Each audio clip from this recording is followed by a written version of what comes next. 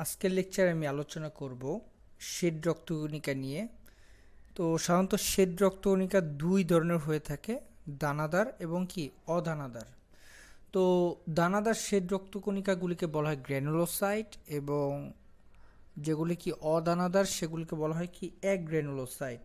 তো আজকে আমরা স্পেসিফিকভাবে দানাদার শ্বেত রক্তকণিকার একটি কণিকা নিয়ে আলোচনা করব, সেটার নাম হচ্ছে কি বেসোফিল। বেসোফিল নামের শুরুতে যেহেতু কি আছে, ফিল আছে, নামের শেষে যেহেতু কি আছে, ফিল আছে, মনে রাখবো যে কি ফিল থাকলে সেগুলি কি হয়, দানাদার হয়ে থাকে।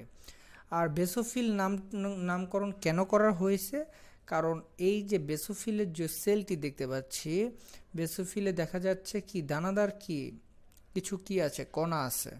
তো এই কণাগুলো কি, এই দানা বা এই কণাগুলি আর সাধারণত কি হয়, বেসিক টাইপের হয়। কি টাইপের হয়?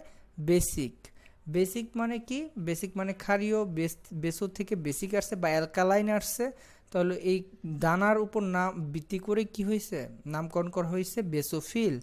তো এই বেসোফিলের নিউক্লিয়াস থাকে, নিউক্লিয়াসটি সাধারণত কি হয়, এস শেপের হয়ে থাকে, এস শেপের হয়ে থাকে। এটা কি পরীক্ষায় অনেকবার কোশ্চেন এসে থাকে। এবং বেসোফিলের দানাগুলি আসলে স্টেনিং করলে বা বেসোফিলকে স্টেনিং করলে কি কালার হয়ে থাকে?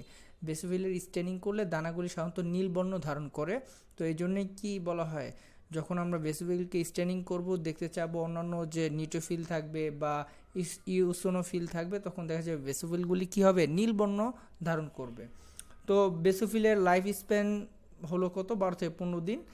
তো আমরা এখন বেসোফিল সম্বন্ধে আমরা জানলাম দেখতে কেমন, এবং এখন দেখব বেসোফিলের আসলে ইম্পর্টেন্সটা কি আমাদের দেহের জন্য। বেসোফিল অনেক ইম্পর্টেন্ট আমাদের দেহের জন্য, এবং যেহেতু শ্বেত রক্তকণিকা বেসোফিল, এর এর কি থাকে, এর কিন্তু বিভিন্ন টাইপের কাজ থাকে দেহের মধ্যে, মানে সোলজার হিসেবে কাজ করে। তো বেসোফিল সাধারণত 3 ধরনের কেমিক্যাল নিঃসরণ করে: হ্যাপারিন, হিস্টামিন এবং কি সেরাটোনিন। তো হ্যাপারিন আমাদের দেহের মধ্যে বেসোফিল প্রতিনিয়ত ক্ষরণ করে থাকে, নিঃসরণ করে থাকে। কারণ হলো হ্যাপারিন কেমিক্যাল যদি না নিঃসরিত হতো, তাহলে আমাদের দেহে কি ক্লট সৃষ্টি হতো, মানে আমাদের দেহের ভেসেল বা ব্লাড ভেসেল বা সার্কুলার সিস্টেমে যদি রক্ত জমাট বেঁধে যেত, তাহলে কি হতো, আলটিমেটলি আমাদের ডেথ হতে হতো। তো আমাদের ইমিউন সিস্টেমে যতক্ষণ হ্যাপারিন ক্ষরিত হচ্ছে আমাদের দেহের মধ্যে, ততক্ষণ কি হবে, রক্তনালীতে রক্ত জমাট বাঁধবে না। তাহলে এটা কিন্তু একটা ভাইটাল একটা ব্যাপার যে বেসোফিল কী ক্ষরণ করে বা নিঃসরণ করে, হ্যাপারিন নিঃসরণ করে। তাছাড়াও আরও কী করে থাকে, হিস্টামিন এবং সেরোটোনিন। হিস্টামিন ব্যাপারটা যখন এসে পড়ে কথাটায়, হিস্টামিন খুবই উল্লেখযোগ্য একটি কেমিক্যাল। যখন আমাদের দেহ সাধারণত কোনো ধরনের কোনো ধরনের পদার্থ দ্বারা, যেটা আমাদের দেহের জন্য ভালো না, অবশ্যই ভালো না, পদার্থ দ্বারা আক্রমণিত হয়, যেমন আমরা অনেক সময় যদি আমাদের দেহের মধ্যে, দেহের বাইরে থেকে যদি আমরা ফুলের ঘ্রাণ নিই, অনেক সময় আমাদের কি হয়, অ্যালার্জি হয়, ঠিক আছে, বা ফুড অ্যালার্জিও হয়ে থাকে। আমরা যখন খাওয়া দাওয়া করি, অনেক সময় ফুড থেকেও আমাদের অ্যালার্জি হয়। তো এই যে অ্যালার্জি রিয়াকশনটা হয়ে থাকে, এটা আসলে বেসোফিলের জন্যই হয়। সাধারণত আমাদের দেহের মধ্যে কি হয়, ফার্স্টলি যখন আমাদের দেহের মধ্যে কোনো অ্যানিমেল বাইট করে, তখন আমাদের ওইখানে কি হয়, চুলকায় বা ইনফ্লামেশন হয় আর।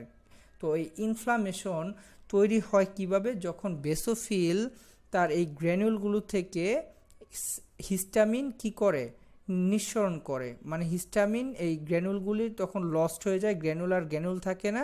যখনই দেহ বুঝতে পারে যে কি বাইরে থেকে কোনো একটা কিছু কি আক্রমণিত হয়েছে, এবং দেহের মধ্যে সেই মানে পোলেনের যে পদার্থ আছে, কিংবা আমরা যদি বলি যে আমাদের যে বাইট করছে, ধরি আমরা পিপিলিকা বাইট করছে, কামড় দিয়েছে, তখন যে প্রোটিনটা আমাদের শরীরের ভিতরে কি প্রবেশ করবে, তখন ওই প্রোটিনের বিরুদ্ধে এই বেসোফিল তখন কি কাজ করা শুরু করবে, এবং বেসোফিলের সেই দানাগুলো কি করবে, বেসোফিলের দানাগুলো কি হিস্টামিন কি নিঃসরণ করবে। এবং হিস্টামিন যখন নিঃসরিত হবে আমাদের দেহের মধ্যে, যখন নিঃসরিত হতে থাকবে, তখন আমাদের দেহের মধ্যে কি হবে, ইনফ্লামেশন তৈরি হবে।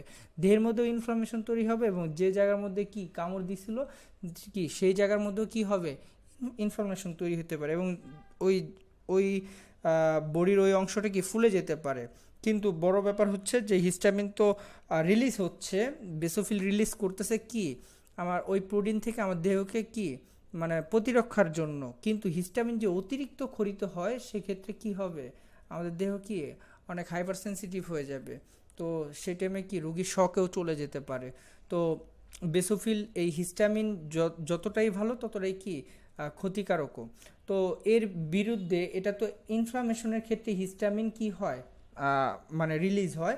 এবং অ্যান্টি ইনফ্লামেশন দেহের মধ্যে জানি কি হয়, ব্যথা ব্যথা মানে কমাতে বা মানে ব্যথা কমাতে বা এই হিস্টামিনের কাজটা, মানে হিস্টামিনকে ঠিক একইভাবে যখন হিস্টামিন ইনফ্লামেশন ঘটাচ্ছে, ঠিক বিপরীত কি আরেকটি কেমিক্যাল আছে কার কাছে, বেসোফিলের কাছে, সেটার নাম হচ্ছে সেরোটোনিন কেমিক্যাল নিঃসরণ করে।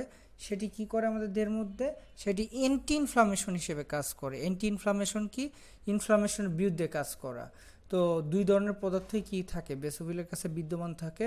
তো বেসোফিলের কাজগুলি অবশ্যই বৈচিত্র্যময় অন্যান্য শ্বেত রক্তকণিকা থেকে। তো আজকের লেকচার এই পর্যন্তই। এরপরে আমরা লেকচারে কি অন্যান্য যে দানাদার শ্বেত রক্তকণিকা আছে ইউসোনোফিল, সেটা নিয়ে আলোচনা করব।